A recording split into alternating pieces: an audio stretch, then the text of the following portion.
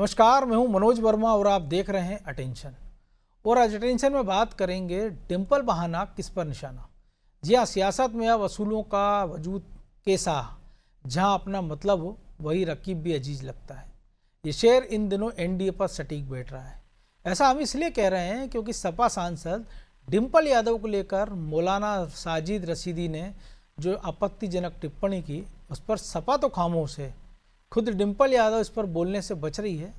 लेकिन एनडीए है कि खुलकर मैदान में है। संसद से लेकर मध्य प्रदेश तक मौलाना के खिलाफ बयानबाजी हो रही है। लिहाजा अब सवाल ये है कि बीजेपी इस मुद्दे को क्यों उछाल रही है और क्या सपा की चुप्पी वोट बैंक की मजबूरी है। आज चर्चा इन्हीं सवालों के आसपास, लेकिन पहले रिपोर्ट देखिए।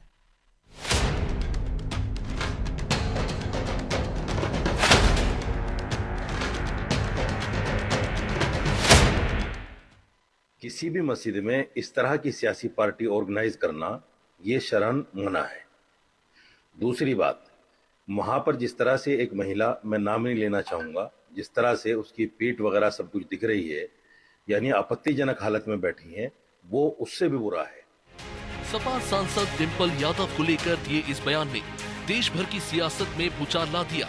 बीजेपी और उसके सहयोगी दल यानी एनडीए मौलाना के बयान पर हमलावर दिख रहे हैं। सपा सांसद के समर्थन में उतरे एनडीए के सांसदों ने संसद के बाहर विरोध प्रदर्शन किया तो अब इस मामले में प्रदेश में भी बयानबाजी शुरू हो गई। बीजेपी विधायक रामेश्वर शर्मा ने कहा कि भारत की किसी भी बेटी के लिए जिस तरह के शब्दों का इस्तेमाल किया गया वो किसी भी मौलाना को इस्तेमाल करने का अधिकार न पहले था न अब है। देखिए, मौलाना सैयद राशिद जो भी है, ये इस तरह भारत की बेटियों के खिलाफ किसी को भी अधिकार नहीं है कि वो टिप्पणी कर दे। ये राजनीतिक दल का मुद्दा नहीं है, ये भारत की सनातन की बेटी का मुद्दा है। इसलिए मौलाना को हर हमेशा इस बात का ख्याल रखना चाहिए कि वो हिंदुओं की बहन बेटियों के साथ या किसी भी बहन बेटियों के साथ कुछ भी टिप्पणी करने से पहले 10 बार सोचना चाहिए। एक तरफ मौलाना साजिद रशी की टिप्पणी पर एनडीए के सांसद प्रदर्शन कर रहे हैं, बीजेपी नेता नतीजे भुगतने की चेतावनी दे रहे हैं, लेकिन दूसरी ओर खुद डिम्पल यादव एनडीए को घेरने में जुटी है। उन्होंने एनडीए के समर्थन और प्रदर्शन को लेकर कहा कि अच्छा होता वे लोग मणिपुर जैसी घटना के खिलाफ भी इसी तरह प्रदर्शन करते और महिलाओं के साथ खड़े होते। अगर अच्छा होता जब मणिपुर जैसी घटना हुई थी, जो सोशल मीडिया में जिस तरह के फुटेजेस आए थे, अगर इसी तरह वो प्रदर्शन करती मणिपुर घटना को लेकर, महिलाओं के साथ खड़ी दिखाई देती, और जिस तरह हमारे भारत में जो अभी जो सिंदूर की जो ये पूरा बड़ा जो ये लड़ाई छिड़ी, और जिस तरह से भारतीय जनता पार्टी के नेतागण, बड़े बड़े मंत्री मंचों से किस तरह की बयानबाजी करी हमारे फौज के अफसरों के लिए, अगर उनके साथ वो खड़ी दिखाई देती तो मैं समझती हूँ ज्यादा अच्छा होता। Thank you. अब सवाल ये है कि जब सपा इस मामले को तूल नहीं दे रही, वो इस पर चुप है, तो बीजेपी क्यों इस मामले को बढ़ाने में लगी है? कहीं इसके पीछे किसी एक वर्ग को टारगेट करने की राजनीति तो नहीं? और क्या यही वजह है कि सपा भी इस मामले पर बोलने से बच रही है ताकि उसका वोट बैंक नाराज ना हो जाए? खैर, सवाल कई हैं, इनके जवाब भी सियासतदानों के पास तो है, लेकिन वोट बैंक की मजबूरी देखिए। एक दल हल्ला बोल रहा है तो दूसरा शांत खड़ा है। ब्यूरो रिपोर्ट, अनादि टीवी।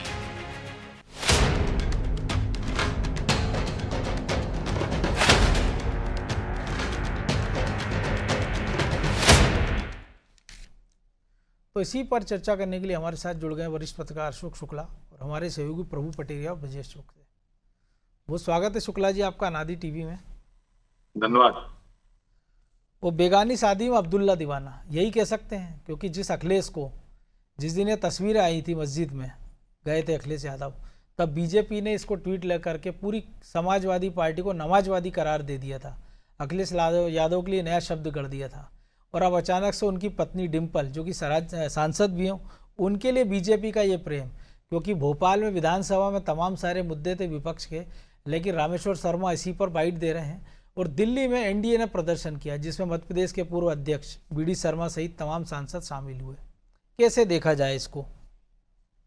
देखिए, इसको अगर आप राजनीतिक चश्मे से देखें तो कहीं ध्रुवीकरण और तुष्टीकरण वाली बात है। और चूंकि जो सपा का एक बड़ा वोट बैंक है वो मुस्लिम है, एमवाई का एक फैक्टर उत्तर प्रदेश में भी काम करता है और बिहार में भी काम, सभी जगह इस तरह के फैक्टर्स देखने को मिलते हैं। तो इसको आप राजनीतिक चश्मे से देखें तो ये राजनीतिक बयानबाजी है, लेकिन अगर इसको इसलिए देखना नैतिकता के पड़ेगा ना, आधार क्योंकि राजनेता ही कर रहे हैं ना, क्योंकि जो पार्टी लगातार विरोध कर रही है वो समर्थन में आ जाती है। अगर नैतिकता के आधार पर देखें तो न किसी मौलवी को यह अधिकार बनता है कि वो किसी महिला के बारे में आपत्तिजनक टिप्पणी करे, किसी भी व्यक्ति को यह अधिकार नहीं मिलता है। तो मौलवी की टिप्पणी निंदनीय है और अच्छा होता है कि अखिलेश यादव और डिम्पल खुद जो है इसको जवाब देते, मौलाना को जवाब देते। लेकिन अब राजनीतिक पार्टियां आगे आ रही हैं और अगर वो जवाब दे रही हैं तो आप ये समझ सकते हैं कि ये सब क्यों हो रहा है। ये चुनावी राजनीति का ही हिस्सा है। इसमें कहीं जो है इनकी ना तो रमेश्वर शर्मा की कोई सहानुभूति मुझे लगता है कि डिम्पल के प्रति है, जिसके चलते इस तरह का बयान दे रहे हैं। वो बेटियों की बात कर रहे हैं कि किसी भी भारतीय बेटी के संबंधी मौलाना को ये हक नहीं है। प्रश्न ये है कि केवल मौलाना को ये हक की बात क्यों करते हैं? किसी भी व्यक्ति को ये हक नहीं है कि किसी भी महिला के बारे में जिस तरह आपत्तिजनक टिप्पणी करे। साथ ही में मैं उससे मौलाना से भी ये कहूंगा कि अगर वो किसी की नंगी पीठ देख रहा है तो उसी के समाज की बहुत सी महिलाएं जो फिल्मों में अभिनेत्री हैं वो किस तरह के दृश्य शूट करती हैं, कैसे कपड़े बनती है, पहनती हैं, उस पर उसको कभी आपत्ति क्यों नहीं है मौलाना को? तो मौलाना का बयान जो है उन्होंने तुलना की है, क्योंकि जो इकरा हुसैन है समाजवादी पार्टी की सांसद, उसका जिक्र करते हुए उन्होंने जो पूरी टिप्पणी की थी कि एक पूरा सिर ढके हुए, हिजाब पहने हुए, और डिम्पल यादव ने सिर भी नहीं ढका था और उनकी पीठ दिखाई दे रही थी और उन पे एफआईआर हो गई और आज भी वो अपने बयान पर कायम है। नहीं, ये मौलाना पहले भी इस तरह के बयान देता रहा है, ये विवादित व्यक्ति है, पर इसके बयान को इतना तूल क्यों दिया जा रहा है? ये देखिए ना, आखिर इसके पीछे क्या है, क्या कारण है जिसके चलते इसको तूल दिया जा रहा है? ले देकर वो जो चुनावी रणनीति होती है, जो राजनीति होती है, धर्म के आधार पर होती है, जातियों के आधार पर होती है, उसी को भुनाने की एक कोशिश राजनीतिक पार्टियां कर रही हैं। लेकिन सबसे बड़ी बात यह है कि अखिलेश क्यों चुप है? अगर उनकी पत्नी के संबंध में कोई आपत्तिजनक टिप्पणी आई है तो वो वोट बैंक की ज्यादा चिंता कर रहे हैं क्या? उनकी चुप्पी क्यों है? इसको लेकर जो है एनडीए हमलावर है। डिम्पल का भी आपने बयान सुना होगा ना, वो तो कह रही है कि ठीक है, वो मणिपुर की चिंता कर रही है। मणिपुर की महिलाओं के संबंध में जो है एनडीए क्यों नहीं बोल रहा? तो कुल मिला के ये है कि वोट के लिए नेता कुछ भी करेगा, वो अपनी अस्मिता भी जो है दांव पे लगा देता है और वो सब कुछ बर्दाश्त कर लेता है केवल वोट की खातिर। लेकिन हम मौलाना के बयान का समर्थन नहीं कर रहे हैं, लेकिन कोई एक धार्मिक स्थल का हमेशा ड्रेस कोड होता है। हमने देखा कई सारे बड़े मंदिरों पर आजकल होर्डिंग लग गए हैं कि आपको ड्रेस कोड में आना है, किन कपड़ों का ध्यान रखना है। और जहाँ तक आपको और हमको भी याद है और जो हमने देखा सुना पढ़ा अभी तक कि मस्जिदों में महिलाओं को जाना ही मना है। हम भोपाल में भी देखते हैं कि जो दुनिया का सबसे बड़ा आलमी तबलीगी इज्तिमा लगता है जिसमें लाखों लोग आते हैं, तो वो महिलाओं के अलग से होता है, केवल उसमें महिलाओं की मनाही है, जबकि वो तो धार्मिक है। जैसे हमारे यहाँ हम देखते हैं कि सिंगस्त है, महाकुंभ, उसी प्रकार का उसको नाम दिया जाता है। हमारे यहाँ 12 साल में लगता है, उनके हर साल लगता है। देखिए, धार्मिक स्थलों को राजनीतिक मंच नहीं बनाना चाहिए। ये देश का दुर्भाग्य है कि चाहे वो मंदिर हो चाहे मस्जिद हो, वो आज राजनीतिक मंच बने हुए हैं और राजनीतिक दल वहां पर जाते हैं, बढ़ चढ़ कर हिस्सा लेते हैं। तो आप ठीक करेंगे, ड्रेस कोड बना है उसका पालन करना चाहिए, लेकिन वहां पे ये सब लोग गए क्यों थे? ये भी एक महत्वपूर्ण प्रश्न उठता है। किसी जाति समुदाय के लोगों को, उनका तो कहना था ऐसी पास में थी, संसद के बगल में थी, तो हम घूमने चले गए थे।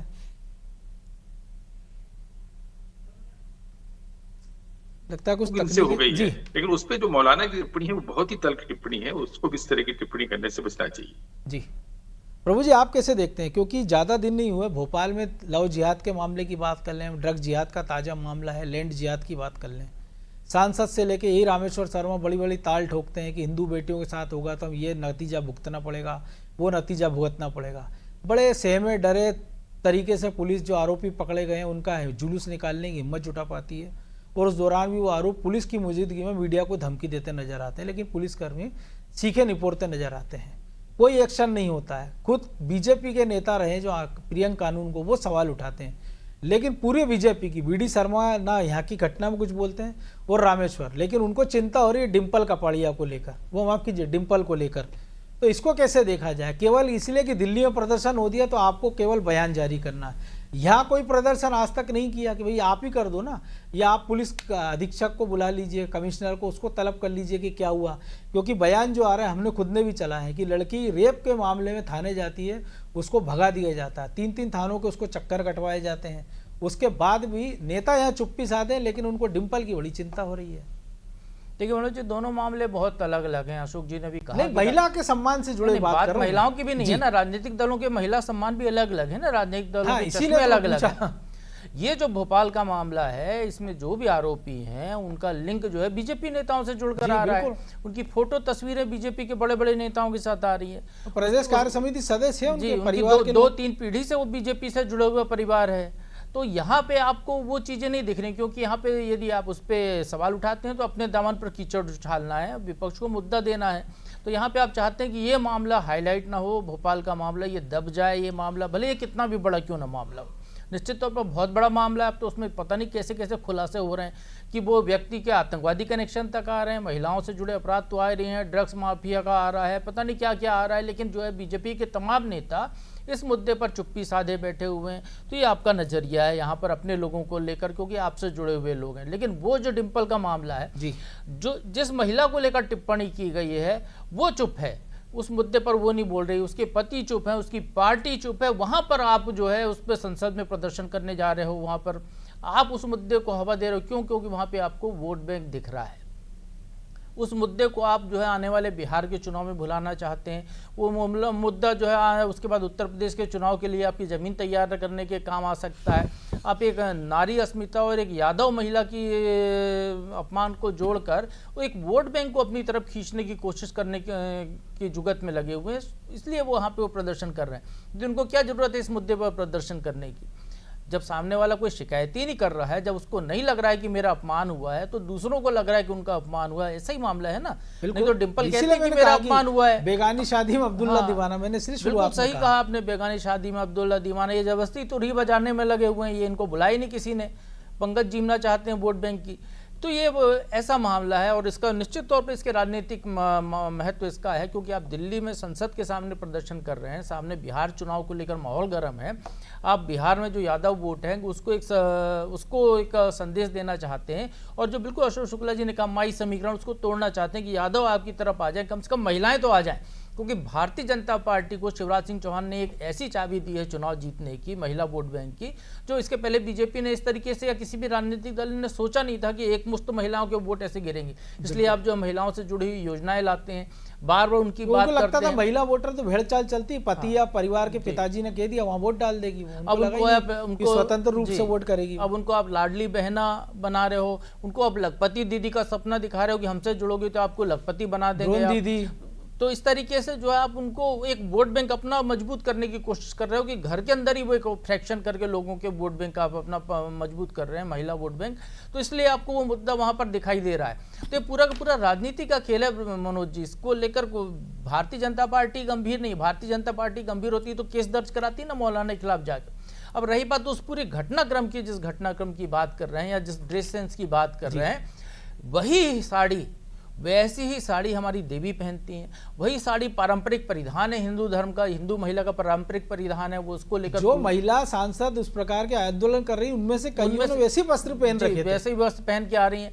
वो परिधान को लेकर यदि वो मस्जिद है या और कोई परिसर है जहां पर कि आपने कहा कि वो आए थे, वहां पर उन मौलाना को आपत्ति है, तो जिन लोगों ने वहां पर बुलाया, जो उस मस्जिद के मौलाना पीर जो भी है, आप उनके खिलाफ कार्रवाई की बात करिए ना, जिनने बुलाया है। ये तो अपराधी नहीं है ना, इनको वहां पे प्रवेश दिया आपने, यदि आपके यहाँ प्रवेश की ऐसी इजाजत मौलाना साहब खुद जो मौलाना वेलफेयर एसोसिएशन के राष्ट्रीय अध्यक्ष है, यानी वो कार्रवाई कर सकते हैं खुद भी। बिल्कुल। यदि वहां पे इजाजत नहीं तो आपने परमिशन कैसे दी वहां पे, उनको बैठने कैसे दिया वहां पर? फिर इस तरीके की तुलना करना, आपको इस तरीके से नारी के प्रति असम्मानजनक बातें करना, ये बिल्कुल जायज नहीं है। ऐसे लोगों का सामाजिक बायकॉट होना चाहिए। बिल्कुल समाज को भी सामने आना चाहिए, मीडिया को भी सामने आना चाहिए, राजनीतिक दलों को भी सामने आना चाहिए कि ऐसे लोगों का बिल्कुल बायकॉट किया जाए जो इस तरीके की अभद्र शोभनीय टिप्पणी करते हैं महिलाओं को लेकर, और उस ड्रेस सेंस को लेकर जो इस देश की बहुसंख्यक आबादी की महिलाएं पहन रही हैं, उसको लेकर आप इस तरह की टिप्पणी कर रहे हैं। तो निश्चित तौर पर इस पर कार्रवाई, उस मौलाना के खिलाफ भी कड़ी कार्रवाई होनी चाहिए। इस मुद्दे पर समाज को भी जागना चाहिए कि जो लोग इसका राजनीतिक फायदा उठाने की कोशिश कर रहे हैं उनके प्रति भी सतर्क होना चाहिए, और जिस पर मौन है, यदि ऐसा अपमान किया गया है तो उनको भी समाज को बोलना चाहिए, जनता को बोलना चाहिए उनको भी कि भाई आप आज चुप हैं, अपने मामले में चुप हैं, तो कल किसी गाँव गरीब की महिला के साथ ऐसा होगा तो सवाल कौन उठाएगा? तो ये सारे मामले यहाँ पर जुड़ते हैं, और बिल्कुल नारी अस्मिता का सबको ख्याल रखना चाहिए, मेरा ऐसा मानना है। लेकिन वोट बैंक की राजनीति के इतनी हावी हो गई प्रभु जी कि अगर नारी जिसका खुद अपमान की बात हो रही है वो खुद चुप्पी साध ले कुछ वोट बैंक, कुछ वोट के लिए, जबकि हम तो देखते हैं कि कई जगह कि जिस वोट बैंक की इतनी चिंता है उसको लेकर ये कहा जाता है कि वो बीजेपी की तरफ तो कभी जाएगा नहीं, और उत्तर प्रदेश में मायावती का कोई वजूद बचा नहीं है, तो वो जाएगा किसके साथ? या तो कांग्रेस के साथ जो गठबंधन सहयोगी है अखिलेश की, या कुछ समाजवादी पार्टी के साथ। और मध्य प्रदेश में ऐसा भी नहीं कि आंदोलन करके कोई हिंदुओं का बहुत सारे वोट रामेश्वर शर्मा या बीडी शर्मा के प्रदर्शन से बीजेपी को मिल जाएंगे, या मुस्लिम वोट बैंक इनकी तरफ से खिसक जाएगा। तो फिर ये चुप्पी क्यों है? नहीं मनोज जी, यहाँ पे जो मामला है डिम्पल का मामला, वो इसलिए है क्योंकि मध्य प्रदेश का वोट बैंक से उनको कोई मतलब नहीं है। तो बिहार को संदेश देना है। आज सोशल मीडिया का ज़माना है, इलेक्ट्रॉनिक मीडिया का ज़माना है, लोग अखबार पढ़ते हैं, तो ये उनको संदेश देने की कोशिश है। और जहाँ तक आप बोले इस मामले को लेकर बोल रहे हैं, तमाम राजनीतिक दलों के मंचों पर हम लोग ही खबरें दिखाते हैं, हम भी देखते हैं। ऐसी कोई सी भी राजनीतिक पार्टी नहीं है जिसका कोई नेता यदि जनसभा कर रहा हो और यदि वहाँ पे इससे भी कम कपड़ों में महिलाओं को न नचवाया जा रहा हो। बिल्कुल, तमाम नेताओं की वीडियो आते हैं। ग्वालियर क्षेत्र में तो परंपरा सी है। मैं तो गया था एक कार्यक्रम में, बता देता हूँ, शिवराज सिंह चौहान की जन आशीर्वाद यात्रा थी। हर 200 फीट पे मंच लगे हुए थे और अलग अलग नेताओं की पंडाल पे जो इस तरीके की महिलाएं नाच रही थी, बड़े बड़े नेताओं की पंडाल लगे हुए थे। तो ये परंपरा है, आपने वो वैसी बना रखी है। आप वोट बैंक के लिए, लोगों को भीड़ जुटाने के लिए उन्हीं महिलाओं का आप इस्तेमाल करते हैं, उन्हीं का फिर राजनीति में उपयोग करते हैं इस तरीके से। भोपाल का मामले को भी लेकर वो जो चुप्पी की आप बात करें तो वो भी इसी बात को लेकर है। विपक्ष को चाहिए ना, तो फिर जो यदि बीजेपी मध्य प्रदेश के नेता डिम्पल का मामला यहाँ उठा रहे हैं तो कांग्रेस के नेताओं के क्या मुंह में कहें कि बर्फ जमी हुई है जो इस भोपाल के मामले को वहाँ संसद में नहीं उठा रहे हैं? ये तो और बड़ा गंभीर मामला है। निश्चित तौर पर इस मामले को लेकर कड़ी कार्रवाई चलनी चाहिए। और जब मानव अधिकार आयोग के सदस्य इस मुद्दे को उठा रहे हैं, जब पुलिस की कार्रवाई पे आ रहा है, और आप देखिए कि हरदा का मामला, हरदा में एक लाठीचार्ज हुआ, एक समाज आ गया हमें प्रदर्शन करने। जैसे विधानसभा सत्र शुरू हुआ, एक दिन पहले आपने वहां पर पुलिस पे कार्रवाई कर दी। क्यों? क्योंकि विधानसभा में आपको जवाब देने हैं। बिल्कुल, जवाब देने के लिए आपको बताना है कि आपने क्या कार्रवाई की। और आंदोलन दिग्विजय सिंह ने किया, जो कि विधानसभा के सदस्य भी नहीं, और वो आंदोलन किस लिए था? वो आंदोलन दो व्यक्तियों के ठगी के मामले को लेकर था, जिसमें कि एक पूरा समाज कूद गया आगे, और उस मामले में आप दबाव में आ रहे हैं, आप ऐसे कार्रवाई करते हुए देख रहे हैं। तो सरकार को भी सोचना चाहिए कि कहां पर उनको निष्पक्ष होकर कार्रवाई करनी चाहिए या कहां करनी है, कहां दिखाना है। यदि करना है तो सबको एक आंख से देखें, क्योंकि सरकार हम इसीलिए चुनते हैं ना। केवल ब्रजेश जी के आपके वोट से तो सरकार नहीं बनी। अशोक जी ने भी वोट दिया होगा, हमने भी वोट दिया है, बहुत सारे लोगों ने वोट दिया, अलग अलग लोगों ने। सरकारें जनता के वोट से बनती है, फिर उसमें भेदभाव क्यों? उसकी कार्रवाई में आप सिर्फ वोट बैंक पॉलिटिक्स करते हैं क्योंकि आपको हर 5 साल बाद चुनाव में जाना है। और अब आप जैसी सरकार में आते 5 साल की गारंटी नहीं ना, हो सकता अभी हम बात कर रहे हो तो 2-4 विधायकों की खबर आ जाए, सांसदों की, कि उन्होंने दल बदल कर लिया है। लेकिन ब्रजेश जी, यही समाजवादी पार्टी हम देखते हैं कि उसके एक सांसद है रामजी लाल सुमन आगरा के, वो कहते थे राणा सांगा गद्दार है। उसको लेके समाजवादी पार्टी पूरा बवाल मचाती, उनके पक्ष में हो जाती है। करणी सेना, जिसको लेके प्रभु जी ने जिक्र किया हरदा का, वो पूरे आगरा में बवाल कर देती, उत्तर प्रदेश में। लेकिन पूरी समाजवादी पार्टी उनके साथ खड़ी रहती है। लेकिन अब इतना बड़ा मुद्दा हो गया है जिसको बीजेपी मुद्दा बना रही है। हम कह रहे पार्टी लाइन से हटकर महिला सम्मान से अगर आप जोड़ दीजिए कि अगर मणिपुर की चिंता है डिम्पल को, तो वहाँ भी महिलाओं के सम्मान की अस्मिता की बात हो रही है। तो वो ये भी कह सकती थी कि जिस प्रकार से मेरे लिए बीजेपी खड़ी हुई है, धन्यवाद है एनडीए को, लेकिन वहाँ भी खड़ा हो जाना चाहिए। तो शायद मामला बेहतर तरीके से सुलझ सकता था। ये लगता है कि वाकई में गंभीर है, लेकिन ऐसा लग रहा है कि दोनों पक्षों को केवल वोट बैंक की चिंता है, नारी अस्मिता की नहीं है। निश्चित तौर पर दोनों ही दलों को वोट बैंक की चिंता है। एक तरफ वो ये दिखाना चाह रहे हैं कि मौलवी ने कहा है कि हिजाब बहुत अच्छा है, जो हिजाब की बात कर रहे हैं, और दूसरे धर्म की जो कपड़े हैं वो ठीक नहीं है। तो ये अपने मुद्दा ही है ना, वो उन महिलाओं को एड्रेस करना चाह रहे हैं, जिनको ये बताना चाह रहे हैं कि देखिए एक तरह से आपने कपड़ों के आधार पर आपको पूरी कौम को आपने वो करने की कोशिश की, यादव समाज से भी जोड़ने की कोशिश की, जो प्रभु जी कह रहे थे। तो अभी यहाँ पे कांग्रेस हो या बीजेपी हो या समाजवादी पार्टी हो, अन्य दल हो, सबको अपने वोट बैंक की चिंता है। भेदभाव कोई भी सरकार यदि भेदभाव नहीं करेगी मनोज जी, जो प्रभु जी कह रहे थे, तो फिर तो रामराज ही आ गए ना।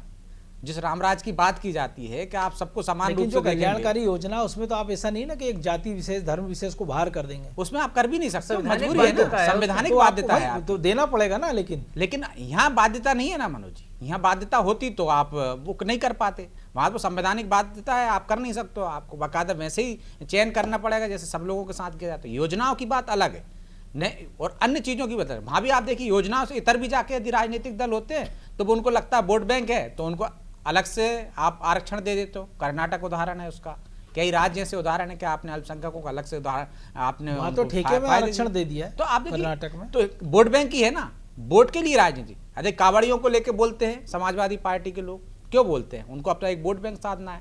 बीजेपी कावड़ियों की हिमायत करती है, उनके पक्ष में ऐसे निर्णय लेती है, तो वो उनका वोट बैंक अपना पूरा साधना चाह रही है। तो ये पूरी लड़ाई ही वोट बैंक की है। डिम्पल हो या समाजवादी पार्टी हो, वो इसका विरोध इसलिए नहीं कर पा रहा कि सबसे बड़ा वोट बैंक है उनका। उस वोट बैंक को मैं सेंध लगाने की कोशिश बीजेपी कर रही है, लेकिन वो सफल नहीं हो पाएगी। क्योंकि यदि वो जिस पार्टी में जिसका अपमान हुआ, यदि किसी के घर में किसी का अपमान होता, सबसे पहले विरोध का सुर कहाँ से उठना चाहिए? घर से उठना चाहिए। उनको अपमान ही नहीं लग रहा है, इनको अपमान लग रहा है, क्योंकि इनको वहाँ पे अपना फायदा दिख रहा है। जैसे मध्य प्रदेश की बात कर रहे थे प्रभु जी, जो अशोक जी भी कह रहे थे कि जहाँ फायदा होता है उसी हिसाब से रणनीति बनती है, उसी हिसाब से मुद्दे उठाए जाते हैं। सही कहा डिम्पल ने कि भाई चिंता कर रहे हैं तो मणिपुर की कर लेते, नहीं करेंगे वहाँ पे। यदि कुछ पश्चिम बंगाल में हो जाएगा तो उसकी चिंता करेंगे, लेकिन आज की तारीख में मध्य प्रदेश, राजस्थान, गुजरात और छत्तीसगढ़ में हो जाए जहाँ भाजपा शासित राज्य है, तो आप देखिए उनका व्यवहार अलग होता है, उनके बयान अलग होते हैं, वो कार्रवाई की बात करते हैं। क्योंकि देखिए ना आप, क्योंकि कपड़ों को लेके मोदी एक बयान देते हैं, प्रधानमंत्री नरेंद्र मोदी, तो पूरा विपक्ष हमलावर हो जाता है, और एक मौलाना देता है तो वो विपक्ष चुप्पी साथ लेता है। तो वोट बैंक है ना ये। पूरा जो दर्शक भी हैं, पूरी जनता भी है, वोटर भी है, सब समझने लगे अब धीरे धीरे राजनेताओं के कि किसी की मंशा क्या है। सबका एक ही मकसद है, चाहे किसी योजना की विरोध की बात हो, चाहे उसके पक्ष की बात हो। जब आप सत्ता में रहते हैं तो अलग बात होती है, विपक्ष में रहते तो आप अलग मुद्दे हो जाते हैं आपके। उन्हीं चीज़ों का विरोध करते हो जिनके आप हिमायती रहते हो, चाहे वो बीजेपी हो चाहे कांग्रेस हो, क्योंकि आपको वोट बैंक की सियासत करनी है, वोट बैंक आपको हासिल करना है। ये जनता के ऊपर है मनोज जी कि वो राजनेताओं का, राजनीतिक दलों का चरित्र पहचाने कि उनकी भाषा क्या होती है, जब उनकी सत्ता होती है तब भाषा क्या होती है, वोट बैंक के लिए वो किस तरह से हद तक स्तर से गिर जाते हैं। तो यदि जनता समझने लगेगी तो मुझे लगता है ये सियासतदार हैं जो इस तरह की बयानबाजी करने से बचेंगे। एक ही पूरा उपाय है। जनता का भी तो संकट है ना कि हम जैसे मान लीजिए जो प्रभु जी ने उदाहरण दिया था हरदा का, वो जनता भी तो फिर एकदम से जाति में बदल जाती है, वो फिर किसी समाज में बदल जाती है, किसी समुदाय में बदल जाती है, किसी संप्रदाय में बदल जाती है। नतीजा ये है कि फिर उसको उसी हिसाब से हैंडल करते नेता। तो राजनीतिक लोग डरते हैं ना, सत्ता के लोग डरते हैं। आप देखिए किसी जाति के आधार पर वोटिंग हो रही है क्या? किसी एक जात के वोट एक राजनीतिक दल को मिल रहे हैं क्या? कुछ उदाहरण छोड़ दीजिए, समाजवादी पार्टी कोई पूरे यादव को मिल रहे हैं क्या? वो तो बता रही है ना कि कोई एक जाति सरकार नहीं बना सकती, कोई एक जाति सरकार नहीं बना सकती ना, लेकिन सरकारों का डर है जो छोटे छोटे डर बनने नहीं दे सकती ना वो जाति। कई बार होता है ना, नहीं ऐसा भी नहीं। ये जो सत्ता का चरित्र है उसको देखते हुए लग रहा है ना, ये जो कार्रवाई हो रही है इसके लिए वो बूंद बूंद से घड़ा भरते हैं, अलग अलग जातियों में लोगों को पॉकेट में बांट के और उसको एक ही घड़े में डालते हैं वोट बैंक के तौर पर, और उससे वो अपना ये राजनीति चलाते हैं। जी, तो अभी देखना ये है क्योंकि जनता भी राजनीति के फेर में आ गई और नेता तो चला ही रहे। लेकिन एक दिलचस्प बात हो रही है दर्शकों के लिए, ये वही मौलाना साहब हैं जिन्होंने दिल्ली इलेक्शन के दिन कहा था कि मैंने बीजेपी को वोट डाला है और पब्लिक से अपील करता हूं आप बीजेपी मुसलमानों के लिए अछूत नहीं, उनके लिए वोट करिए। लेकिन उन मौलाना को भी बीजेपी ने अछूत छोड़ दिया। ये भी शायद वोट बैंक की राजनीति है। बहरहाल वक्त इतना ही था, बहुत धन्यवाद शुक्ला जी आपका। तो डिम्पल बहाना किस पर निशाना, निशाना किस पर, ये तो सबको पता है, लेकिन मध्य प्रदेश में निशाना साधने से क्या होगा, या ऐसे वोट बैंक को साधने का एनडीए प्रयास कर रही है क्या, जो उनको लगता है कि कभी उनके साथ आ नहीं सकता है। हालांकि ऐसा है नहीं, 7-8-10% का वोट शेयर जरूर बीजेपी को मिल रहा है, एनडीए के सहयोगियों को मिल रहा है, लेकिन क्या ये रिवर्स पोलराइजेशन का प्रयास इसके बहाने बीजेपी कर रही है। अटेंशन में आज इतना ही, मुझे दीजिए इजाजत और आप देखते रहिए अनादि टीवी। नमस्कार।